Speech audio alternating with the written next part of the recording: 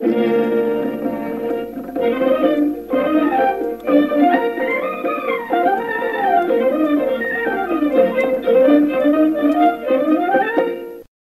শ্ৰোতাসকল, আজিৰ চলন্তিকালৈ আপোনালোকক স্বাগতম। আজিৰ অনুষ্ঠানত শুনক নতুন ফৌজদাৰী আইন সন্দৰ্ভত ৰাজ্যৰ ৰাজহুৱা অধিবক্তা তথা মুখ্যমন্ত্ৰীৰ তদাৰকী কোষৰ বিশেষ ৰাজহুৱা অধিবক্তা মাখন ফুকনৰ সৈতে হোৱা সাক্ষাৎ গ্ৰহণ কৰিছে আমাৰ কামৰূপ মহানগৰ জিলাৰ সংবাদদাতা হেমন্ত বৰাই। নমস্কাৰ শ্ৰোতাসকল, আকাশবাণী গুৱাহাটীৰ আজিৰ বিশেষ অনুষ্ঠানলৈ আপোনালোকক স্বাগতম জনাইছোঁ। আপোনালোক সকলোৱে অৱগত যে কেন্দ্ৰীয় চৰকাৰে ভাৰতৰ আইন ব্যৱস্থাত আমূল পৰিৱৰ্তন ঘটাই তিনিখনকৈ নতুন ফৌজদাৰী আইন প্ৰৱৰ্তন কৰিছে। এই নতুন আইন তিনিখনৰ সন্দৰ্ভত কিছু কথা জনাৰ বাবে আমাৰ লগত উপস্থিত আছে পাব্লিক প্ৰচিকিউটৰ আছাম অৰ্থাৎ লোক অধিবক্তা অসম শ্ৰীযুত মাখন ফুকন ডাঙৰীয়া। শ্ৰীযুত ফুকন ডাঙৰীয়া মুখ্যমন্ত্ৰীৰ তদাৰকী কোষৰো বিশেষ লোক অধিবক্তাৰ দায়িত্বত আছে। আমি আইন তিনিখনৰ সন্দৰ্ভত মাখন ফুকন ডাঙৰীয়াৰ পৰা কিছু কথা জনাৰ প্ৰয়াস কৰিম। ফুকন ডাঙৰীয়া, আপোনাক আমাৰ অনুষ্ঠানলৈ আদৰণি জনাইছোঁ। নমস্কাৰ। প্ৰথমে আপোনাৰ পৰা জানিব বিচাৰিম, কেন্দ্ৰীয় চৰকাৰে নতুনকৈ প্ৰৱৰ্তন কৰা নতুন আইন তিনিখন কি আৰু পূৰ্বৰ কোন কেইখন আইনৰ পৰিৱৰ্তন ঘটাই চৰকাৰে এই তিনিখন আইন আনিছে? আজি আপোনাৰ এইটো খুব এটা চৰ্চাৰ বিষয় হৈ আছে, কাৰণ আপোনাৰ 1 জুলাই 2024 চনৰ পৰা এই নতুন তিনিখন আইন আপোনাৰ ইমপ্লিমেণ্টেশ্যন কৰা হ'ব। আপোনাৰ ভাৰত চৰকাৰৰ অধীনত আপোনাৰ ইণ্ট্ৰডিউচ কৰা হৈছে তিনিখন ক্ৰিমিনেল ল, যাক নেকি আপোনাৰ 150 years old ব্ৰিটিছ এৰাৰ যিখন ল আছিল সেইখনক আপোনাৰ এতিয়া নিউ ক্ৰিমিনেল জাষ্টিচ ছিষ্টেমত অন্তৰ্ভুক্ত কৰা হৈছে। নিউ ক্ৰিমিনেলছ ল তিনিখন হৈছে আপোনাৰ যেনেকৈ আগতে আছিল আপোনাৰ CRPC, IPC, Indian evidence act. এইখনৰ পৰিৱৰ্তে এতিয়া আপোনাৰ BNS যিখন ৰিপ্লেচ কৰা গৈছে IPCৰ ভাৰতীয় ন্যায় সংহিতা, CRPCখন আপোনাৰ ৰিপ্লেচ কৰা হৈছে ভাৰতীয় নাগৰিক সুৰক্ষা সংহিতা, আৰু ইণ্ডিয়ান এভিডেন্স এক্টখন আপোনাৰ কৰা হৈছে ভাৰতীয় সাক্ষ্য অধিনিয়ম। এতিয়া আপোনাৰ দেখা গৈছে ইয়াতে আপোনাৰ যিবিলাক চেঞ্জেছ অনা গৈছে, কাৰণ আমি চবেই জানো এইকেইখন ব্ৰিটিছৰ সময়তে এইবিলাক ব্ৰিটিছ আইন বনোৱা গৈছিল, য'ত নেকি আজি এতিয়া নিউ টেকন'লজি আহিছে, নিউ এডভান্স হৈছে বহুত। 1860 যিখন আপোনাৰ ইণ্ডিয়ান পিনেল কোড আছিল, সেইখন আইন এতিয়া যিটো আপোনাৰ ডেভেলপমেণ্ট হৈ গৈ আছে, আমাৰ সমাজ ডেভেলপমেণ্ট হৈছে, টেকন'লজি ডেভেলপমেণ্ট হৈছে, সেই আইনখনে কিছুমান অফেন্সেছ যিবিলাক অপৰাধ হয় সেই অপৰাধবিলাকক আপোনাৰ তেওঁলোকে ধৰিব পৰা নাছিল, কাৰণ ডে টু ডে সকলো বস্তু ডেভেলপ হৈ আহি আছে। তেনেকৈ ক্ৰিমিনেলছবিলাকৰো আপোনাৰ তেওঁলোকে টেকন'লজি ডেভেলপমেণ্টৰ মতে যেনেকৈ এতিয়া চাইবাৰ ক্ৰাইম তেনেকৈ ইত্যাদি তেওঁলোকে খুব নতুন টেকন'লজি দি তেওঁলোকে ক্ৰাইমছ কৰা সলনি হৈ গৈছে। সেই সলনি হোৱাৰ কাৰণে যিখন আমাৰ পুৰণি আইন আছিল সেই আইনখনে বস্তুটো কেটচ কৰিব পৰা নাছিল, তেওঁলোকে ধৰিব পৰা নাছিল। কিছুমান এনেকুৱা আইন আছিল এতিয়া সেই অপৰাধটো হৈ যোৱাৰ পিছত যেতিয়া এজন ভুক্তভোগীয়ে পুলিচ ষ্টেচনত যায়, তেওঁলোকে তেতিয়া পুলিচ ষ্টেচনত যোৱাৰ লগে লগে তেওঁলোকে যেতিয়া এজাহাৰখন দিয়ে, তেতিয়া যিজন ইনভেষ্টিগেটিং অফিচাৰ থাকে তেওঁ খুব এটা পাজলত পৰি যায়, কোনটো ছেকশ্যনত সেই মানুহজনক গ্ৰেপ্তাৰ কৰিব বা কোনটো ছেকশ্যনত সেই মানে কেছটো ৰেজিষ্টাৰ কৰিব। তেনেকুৱা কিছুমান অভাৱ আছিল আমাৰ পুৰণি আইনত। কেন্দ্ৰীয় চৰকাৰে দেখিলে যে সেই অভাৱবিলাক আমি কেনেকৈ পূৰণ কৰিব পৰা যায়, সেইকাৰণে আপোনাৰ যিখন 150 years old ব্ৰিটিছ এৰাৰ ল আছিলে সেইখন আমাৰ এতিয়া চেঞ্জেছ কৰিবৰ কাৰণে উচিত বুলি ভবাৰ কাৰণে এই তিনিখন আইন অনা হৈছে। আপোনাক দ্বিতীয়তে আমি সুধিব বিচাৰিছোঁ, নতুন যি তিনিখন আইন আছে তাত কেনেধৰণৰ প্ৰভিজনবিলাক আছে, কেনেধৰণৰ বিধিগত ব্যৱস্থাবিলাক সন্নিৱিষ্ট আছে অপৰাধসমূহৰ সৈতে মোকাবিলা কৰিব পৰাকৈ? তাৰ আগতে মই আপোনাক কৈ যাওঁ, যিকেইখন নতুন ল আনিছিল, নতুন লগত মই 6টা পইণ্ট আপোনালোকক অৱগত কৰি দিওঁ। তাতে যেনেকৈ আপোনাৰ কলনিয়েল লিগেচি, যিটো আমি অসমীয়াত উপনিবিশেষ উত্তৰাধিকাৰ, আৰু 2 নম্বৰত হৈছে ভিক্টিম চেণ্ট্ৰিক জাষ্টিছ, য'ত ভুক্তভোগী কেন্দ্ৰিক ন্যায়। 3 নম্বৰতে টেকন'লজিকেল এডভান্সমেণ্ট, এইটো আপোনাৰ অসমীয়াত কোৱা যায় প্ৰযুক্তিগত আপোনাৰ যিটো উন্নতি এতিয়া প্ৰযুক্তিগতৰ, আৰু ডিলে জাষ্টিছ, ন্যায়ৰ ক্ষেত্ৰত যিটো বিলম্ব হয়, আপোনাৰ যেনেকৈ আপডেট অফেন্সেছ এণ্ড পেনাল্টিজ, অপৰাধ আৰু শাস্তিৰ নৱীকৰণ, তাৰপিছত আপোনাৰ ৰিহাবিলিটেশ্যনছ এণ্ড ইনফৰ্মেশ্যনছ, পুনৰ সংস্থাপন আৰু সংস্কাৰ। এই বস্তুবিলাক এইবাৰ নতুন আইনবিলাকত অনা গৈছে। যেনেকৈ নতুন বস্তু এটাও এতিয়া সন্নিৱিষ্ট কৰা গৈছে, যেনেকৈ আপোনাৰ কমিউনিটি ছাৰ্ভিচ। আগতে এইবিলাক বস্তু নাছিল।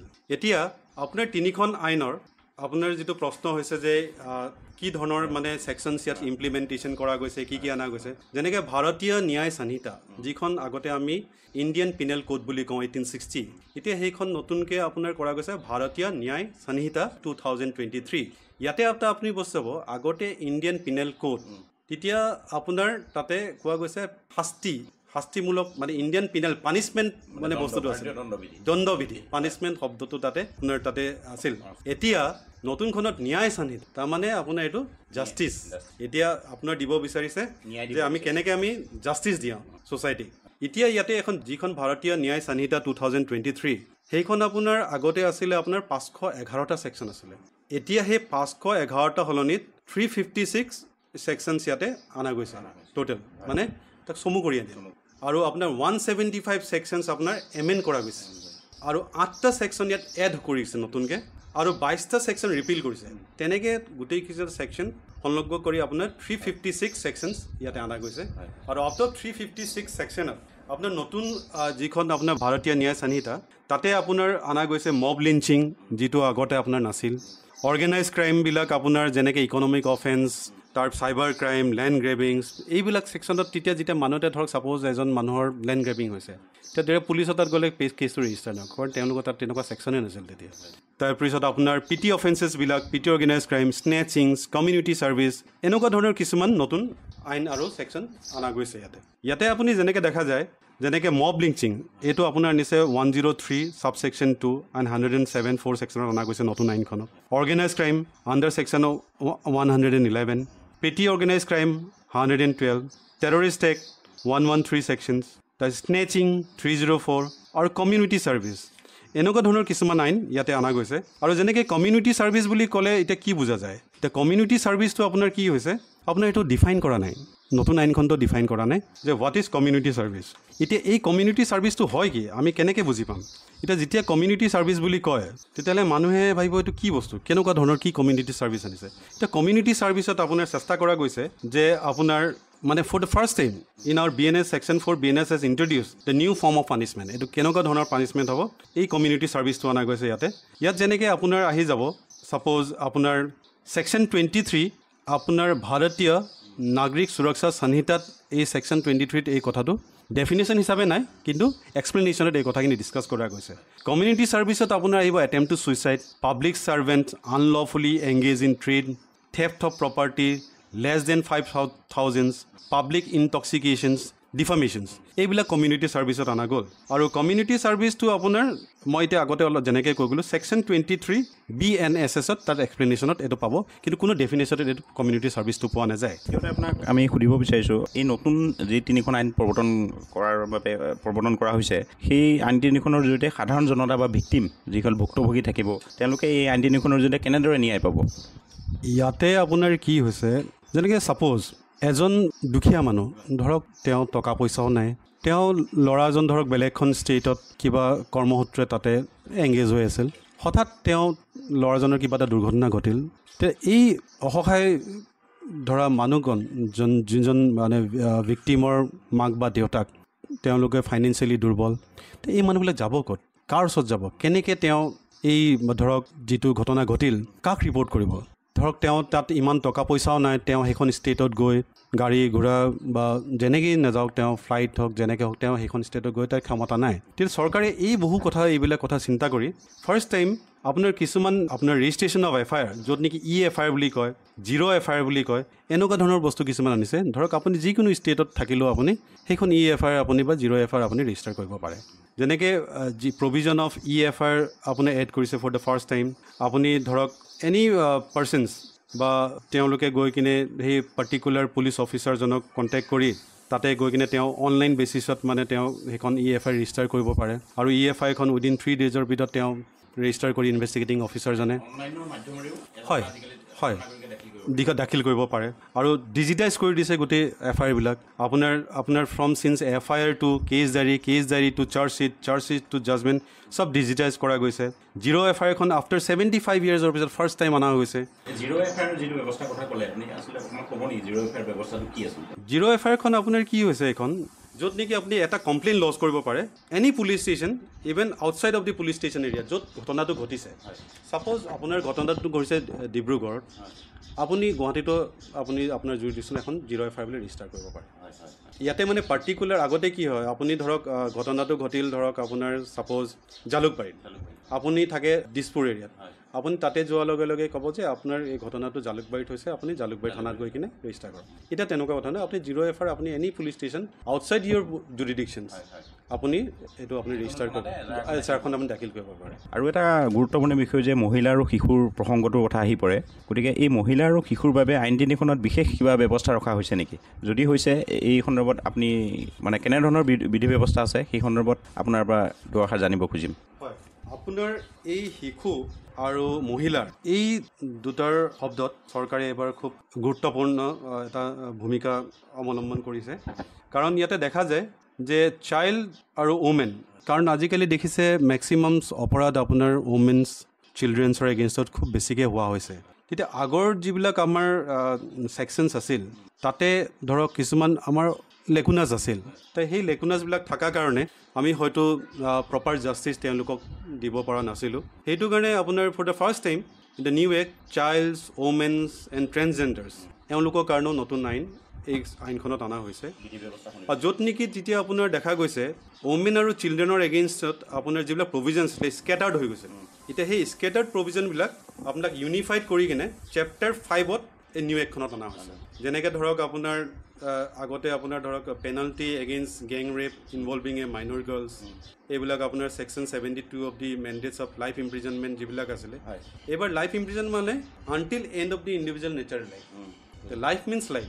এতিয়া এনেকুৱা ধৰণৰ কিছুমান death penalties of gang rape below' 18 years, তাৰপিছত আপোনাৰ আণ্ডাৰ ছেকশ্যনছ আপোনাৰ 95 অফ দি এক্ট এইবিলাকত অনা গৈছে আপোনাৰ যিবিলাক আপোনাৰ hiring, employing or engaging of childs deem to be punishables, তাত entails a punishment imprisonment for which may be term at 7 years, এইটো এক্সটেণ্ডেড কৰিছে আপোনাৰ 10 বছৰলৈকে। তেনেকৈ আপোনাৰ বহুত পানিছমেণ্টবিলাক এনহেঞ্চ কৰা গৈছে ইয়াত। পানিছমেণ্টবিলাক এনহেঞ্চ কৰি কিনে আপোনাৰ ধৰক আগতে ধৰক যদি 7 years আছিল সেইবিলাক 10 years কৰিছে, য'ত 10 years আছে লাইফ কৰা গৈছে। এতিয়া আৰু ষ্ট্ৰিংজেণ্ট হৈ গৈছে ওমেন্স আৰু চিলড্ৰেনৰ ক্ষেত্ৰত।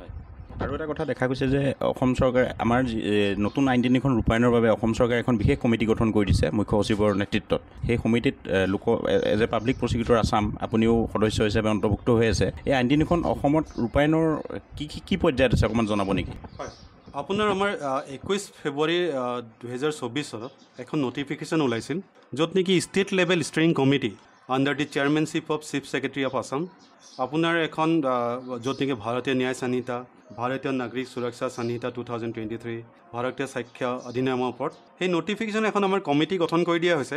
কমিটিত আপোনাৰ chief secretary of Assam chairman হৈ আছে, director general of police Assam member হৈ আছে, senior most secretary home and political department তেওঁ মেম্বাৰ হৈ আছে, legal remembrancer judicial department as a member secretary হিচাপে আছে, ইন্সপেক্টৰ জেনেৰেল অফ প্ৰিজেন্স তাতে মেম্বাৰ হিচাপে আছে, ডাইৰেক্টৰ জেনেৰেলছ অফ ফৰেনচিক ছায়েন্স তেওঁ মেম্বাৰ হিচাপে, আৰু public prosecutor Assam Guwahati high court তেওঁ মেম্বাৰ হিচাপে। মই তাতে এজন মেম্বাৰ হিচাপে ষ্টিয়াৰিং কমিটিত আছোঁ। আৰু এই কমিটিখন হোৱাৰ পিছত আমাৰ এতিয়া ধৰক 3টামান মিটিং আমাৰ হৈ গৈছে, আৰু 3খন মিটিং আমি চেণ্ট্ৰেলৰ লগতো আমাৰ হৈছে।